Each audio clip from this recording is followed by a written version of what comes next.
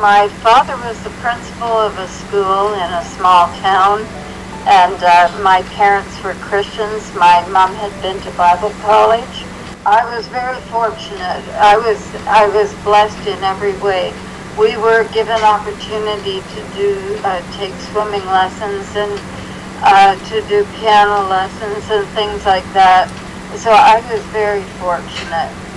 But of course, the most wonderful thing was that my parents took me to church.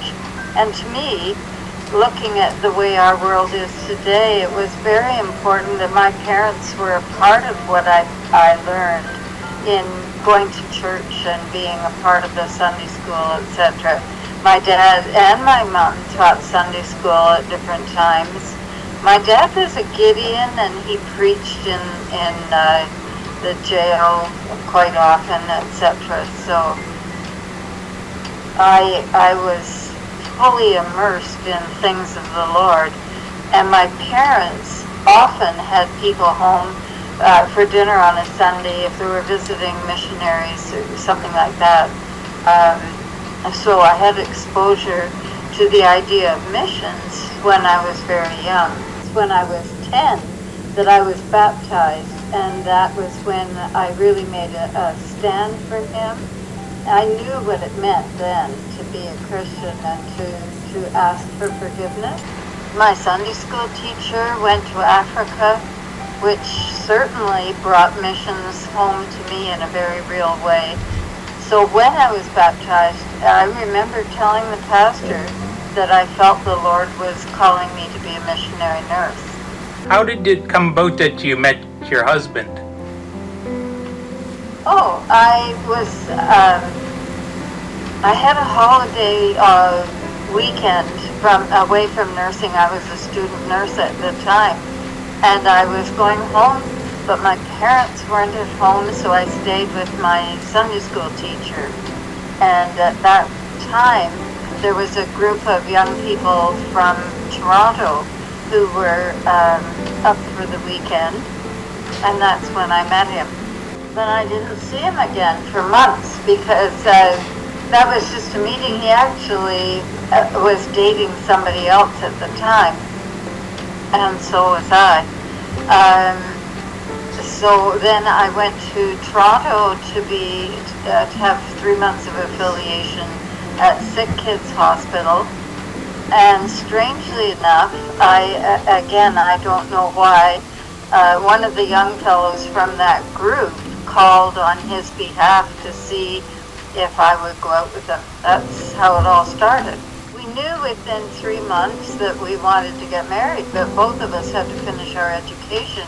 He was going to teachers college, and I had to finish my nursing. When I graduated from Peterborough Civic, I went immediately to Toronto to work at Wellesley Hospital. So, and he lived in Toronto. Then after that, did you head out into the mission field, or what happened then? No. Here's the thing. What is a missionary, and where does a missionary work? That is a question that I think everyone should really consider, because we think that missionaries are people who go off to a foreign country. And I know that at People's Church, at the exit of their parking lot, they have a sign, "Now you are entering the mission field." And I think that's so impressive of the truth of where we're at today, because wherever we live is the mission field. When I went to Toronto, I became a VON nurse in a community called Forest Hill Village, and a lot of my patients were Jewish. And my mother had me read Agnes Scott Kent's books, David, Sonia, and etc. And they were very, very specific about some of the difficulties that Jewish people go through when they become Christians. So I felt in a way that I was prepared to at least understand the culture of the Jewish people. And I thought that was my mission field at that time. I did. I worked in that area for about 5 years, and then I had children. So when I had my kids, I was able to stay at home. Okay, so is my home a mission field? That's always a question, Oh, isn't is it? it? Yeah, and I'm very grateful that my kids both walk with the Lord today. Did you ever go overseas as a missionary? Oh. My back, I fell when I was 19 and injured my back. So after I had my kids and I was going back to nursing, my back gave out and I wasn't able to pursue nursing. It broke my heart because I loved what I did. But God had other plans, as only God can do. I was working with young people in our church. At that time, we had a bus ministry of about 300 kids coming into Sunday school. And because I was working with youth, I pursued youth ministry and counseling at Bible college.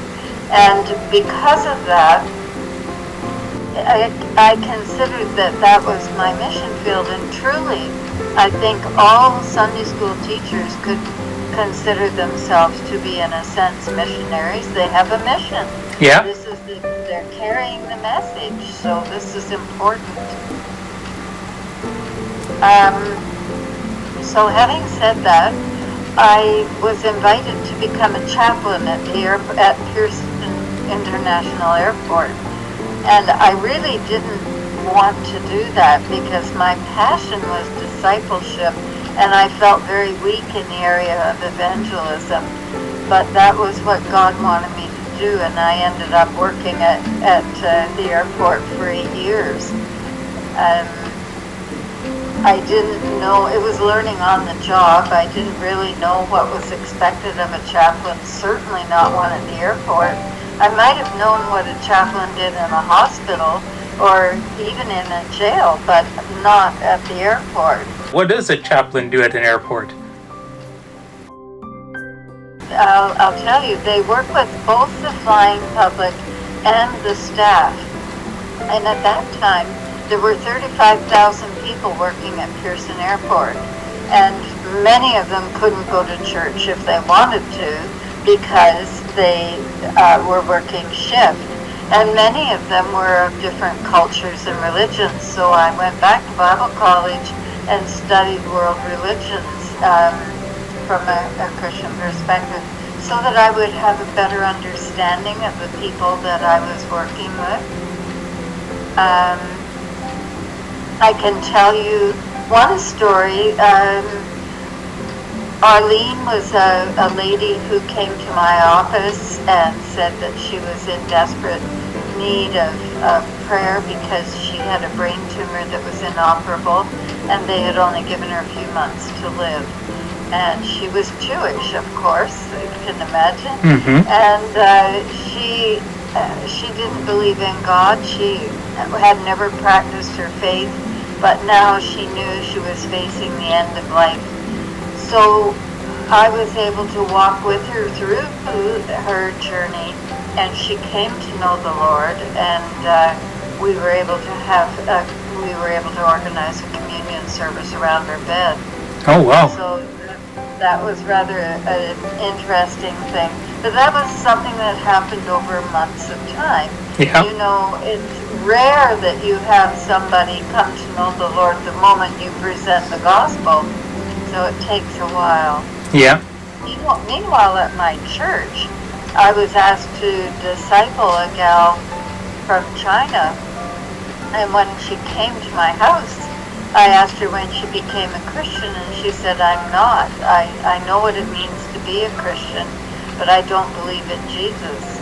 Okay. And so after months of showing her scriptures and praying that the Holy Spirit would work in her heart, Jing became a Christian and was a vibrant witness when she went back to China and worked in the underground church. Oh, wow. And I've lost touch with her now. Did you ever end up going overseas as a missionary? The overseas part came much later. I think God has a sense of humor. It was 40 years after I had told the pastor I wanted to be a missionary. that I finally went overseas, and the first time was to Guyana in South America. I was asked to be a speaker at a conference because I was working at that time through my ministry at the airport, etc. I developed a counseling ministry, and so I was teaching counseling, etc. I'm trying to put this in to some kind of a time frame, but it's very hard because several things happened at once, and so I was working in different fields at different times.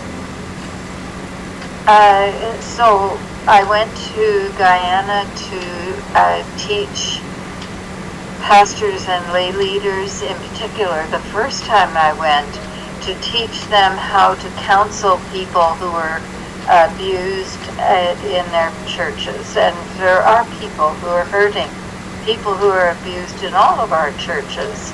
And it's a thing that people don't know about.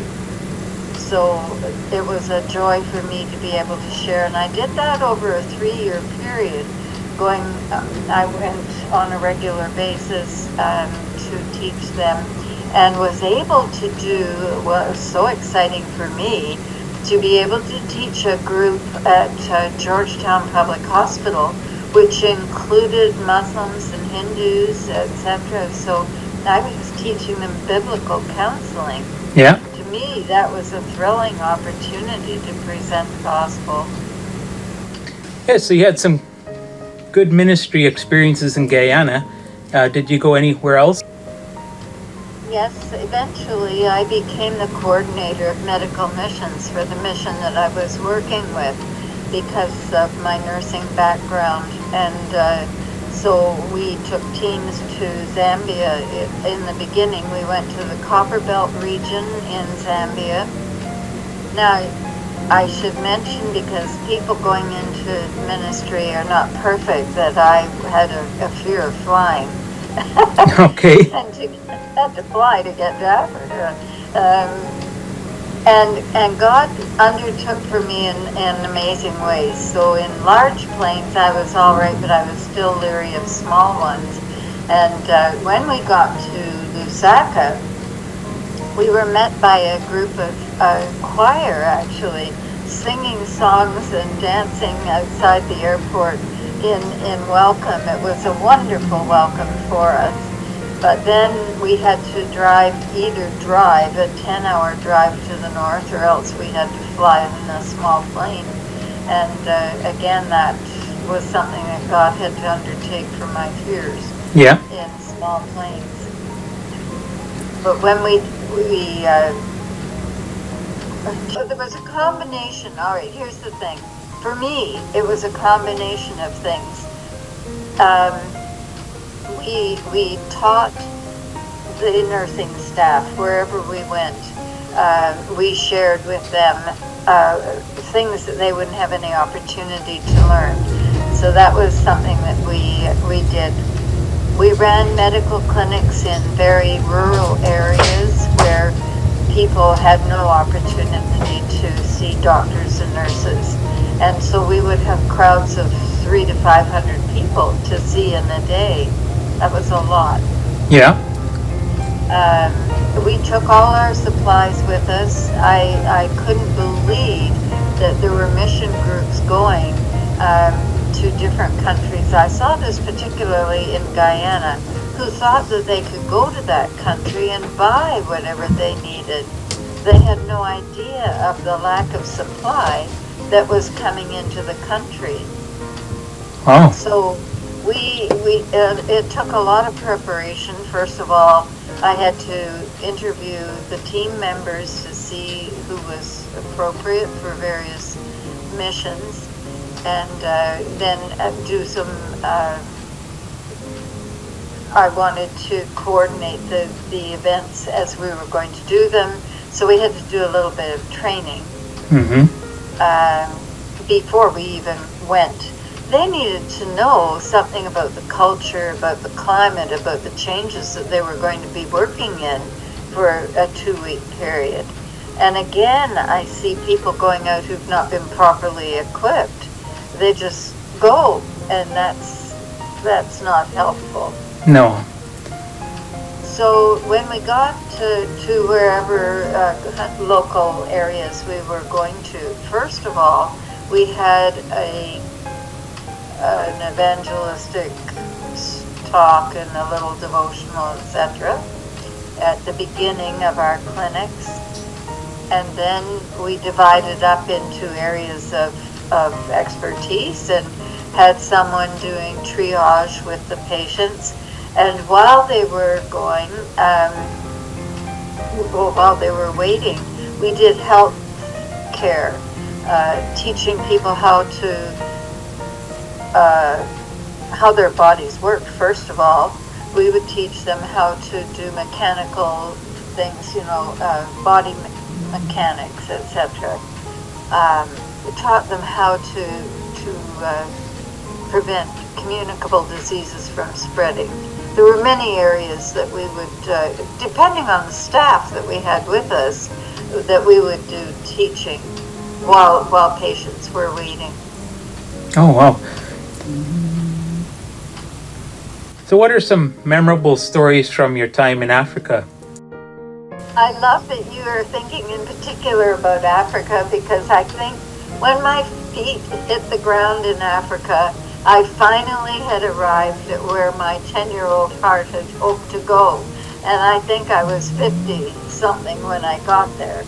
So it's interesting that you're asking specifically about Africa. I think first of all, I have to tell you that I've learned a lot from the people. I went with the idea that I was going to teach them this and teach them that, and certainly I had the wonderful opportunity everywhere we went to be able to talk with pastors and lay leaders about counseling, biblical counseling. But memorable events. My heart broke when a couple came with their little child that had, I think the baby was 3 months old, with hydrocephalic problems. Do you know what that is? No, I don't. Maybe I need to explain. That's water on the brain so that the head is big, and the baby actually was blind, and so they came. Now we're in very rural Zambia. The only place that there might be any hope of treatment is in the capital, which is very south. So first of all, you've got transportation problems for these people, and you need money for that. How are they going to afford to get to Lusaka? And then we know that they would have to go back and forth. It's not a case of one trip. If a shunt could be put in, the shunt could block, all kinds of things could happen, and we saw that happen with a baby in Guyana. So it was heartbreaking for me that I had to tell the parents to take her home and just to love her until she died. Oh, yes. I can remember weeping in the arms of another staff member after I told them that. It was hard. And we know that here at home there was treatment possible, but not for them. Yeah, that's very sad.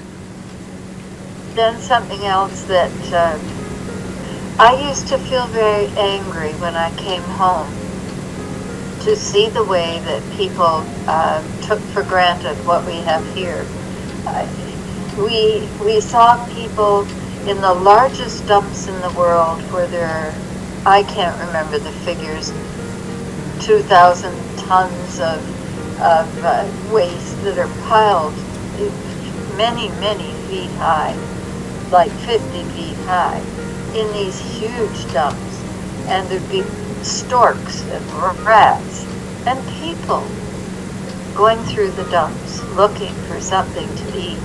And if they couldn't find something to eat, maybe they could find something to sell so that they could buy food.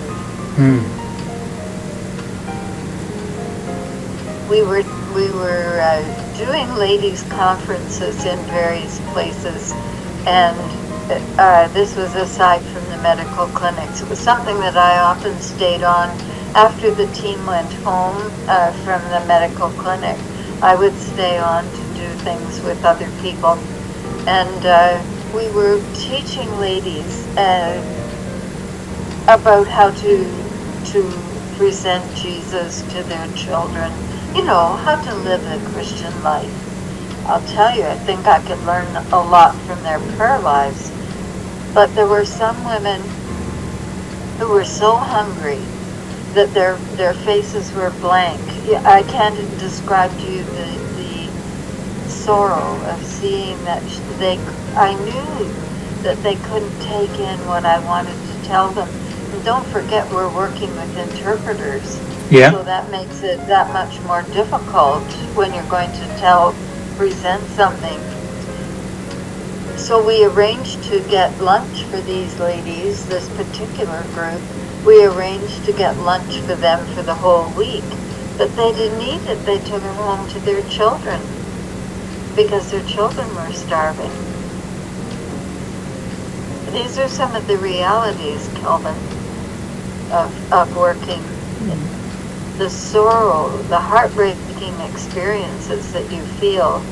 You know that you have all the knowledge in the world and it's not going to do any good when they are unable to take it in. Like, there's a lot of people who think they want to help there, but what should they know if there's so much need? I mean, I get requests for money from so many groups. It's really hard to be specific, but I think one thing is to be faithful to a specific group, first of all. I mean, you can't take on the world. Mm-hmm. You know, so it's better if you decide that you're going to support a certain group and really give it your all. In my view, that's better. Yeah. I sometimes wish that we had gone back more often to various places rather than we actually did visit a lot of places each year. We would do something different. And I think that we might have made more impact in Africa in particular. I think we might have made more impact if we had gone back more faithfully to the same place. So that's one thing that I would suggest if people are supporting. My grandson is involved in missions, and I think for him, I've said to him, you have to have your heart open to learn. So if you go on a mission, go knowing that you're going to learn from the people. If you don't, you haven't connected with them properly. And after all, your connection is the love of Christ, isn't it? So how did you get into writing? Oh, well, the first book that I wrote was like a manual, really. It was Feed My Sheep, and it was to help some of the women that I had been teaching, or to help anybody, I guess,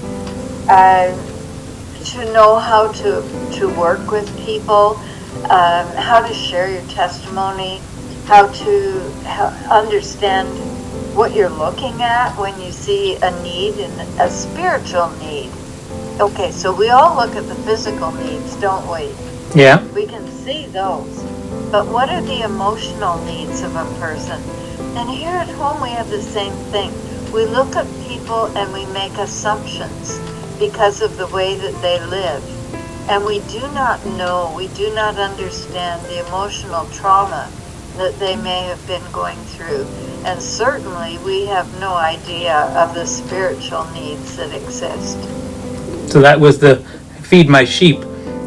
Yes, Yes. that was Feed My Sheep. Yep. So because I was working in that field, I wrote that book, and it has been used actually recently. Somebody bought the book.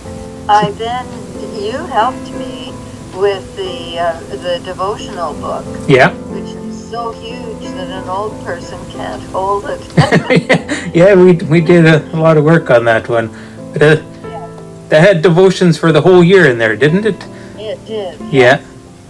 And then after that, there was... And then I did, I think you had helped me with the heart of the matter, what is truth. Oh, yes, yep. And that I wrote because I was teaching a ladies' Bible study in a church where they were really hungry for the Word of God. And I wrote that to just fix in their minds some of the things that we had studied together. Mm-hmm. Okay, and you have Adventures with God, I think, you too. Pardon? You have a book called Adventures with God as well. Oh, yes, I wrote that for my grandchildren. I didn't really publish that. I think you got it on a website or something. Yeah.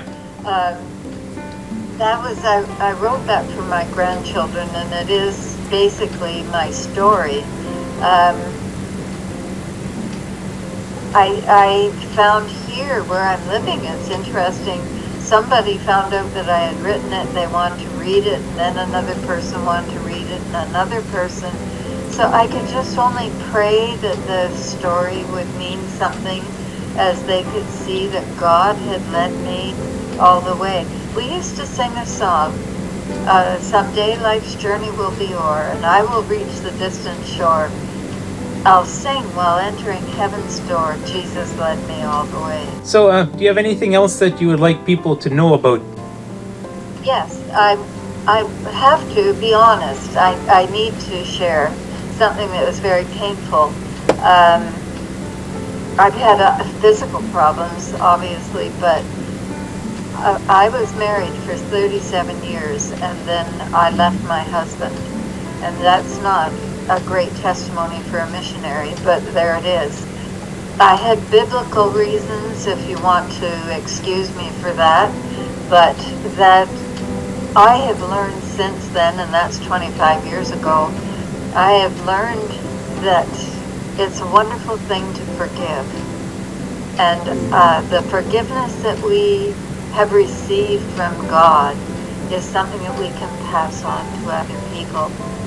And I do have as good a relationship as one can have under these circumstances with my husband. Amazing grace, how sweet the sound that saved